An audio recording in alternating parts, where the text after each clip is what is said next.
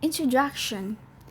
The Mu'tazilites constitute the oldest school of Islamic rationalist theology, speculative theology known as Kalam, which was incontestably one of the most influential doctrinal schools of thought in Islam. The Mu'tazilites, professing the primacy of human reason and free will, opposed to predestination.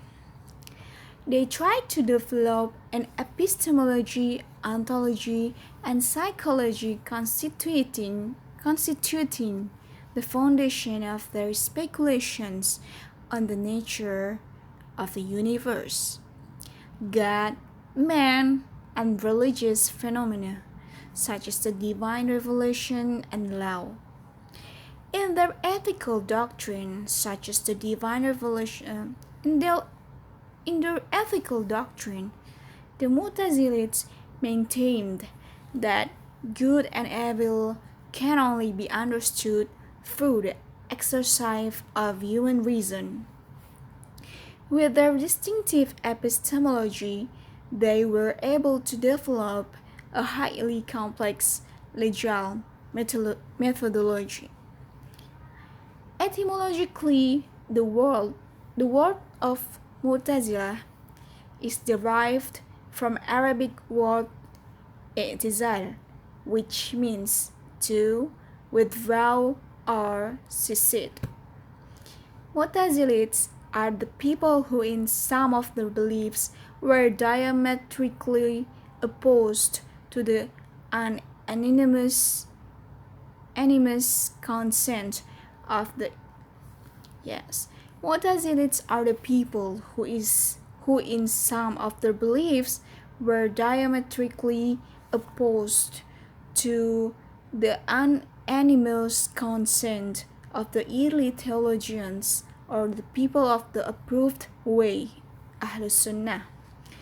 The leader of all of them was Wasil bin Atta, who was born in 18 or 699 at Madinah and died in 131 or 748.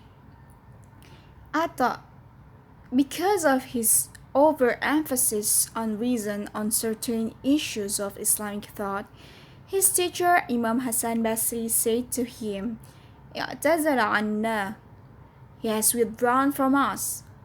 Therefore, Wasil and his followers were called al-Mu'tazilah, the withdrawers or secessionists. Therefore, Mu'tazilah literally means those who withdraw themselves. The movement was founded by Wasil bin Atta in the 2nd century AH, 8th century AD. Its members were united in their conviction that it was necessary to give a rationally coherent account of Islamic beliefs. In addition to having an atomistic view of the universe, they generally held to 5 theological principles, of which the 2 most important were the unity of God and divine justice. The former led them to deny that the attributes of God were distinct entities or that the Quran was eternal, while the latter led them to assert that existence of free will. Subsequent to the times of the companions of Prophet of Islam, the Mu'tazila creed made its appearance. It had its inception nearly 2 centuries after the migration hijrah of the Holy Prophet to Medina. The Mu'tazilites were thorough-going rationalists. They believed that the arbiter or whatever is revealed has to be theoretical reason.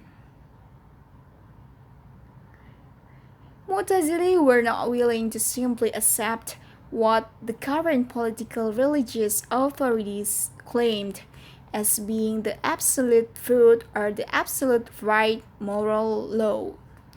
Instead, they believed that the words of Allah require interpretation and that man must apply reasoned thinking to this task. Otherwise, the religious authorities or those who happen to be favorites of the current political regime will dictate their own interpretative views to the people in the guise of absolute God's truth. For without the freedom of reasoning, argument, and debate, the intended meaning of God's message could be kidnapped or falsified by those claiming to be the righteous authorities of meaning. Thus, the Mu'tazili were courageous in challenging other theologians, courageous in challenging other theologians, even those with political power or ties, to debating the true meaning of Quranic statements. But the judge of truth for the Mu'tazili was human reason, in combination also with revelation and with spiritual intuition, because they understood that the only alternative to using reason was religious authoritarianism.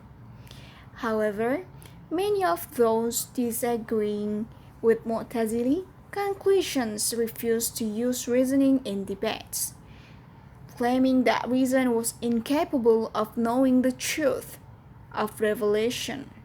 So they sought to persuade people of their interpretation on the basis of their special religious knowledge and position of simply of knowing what the Quran means.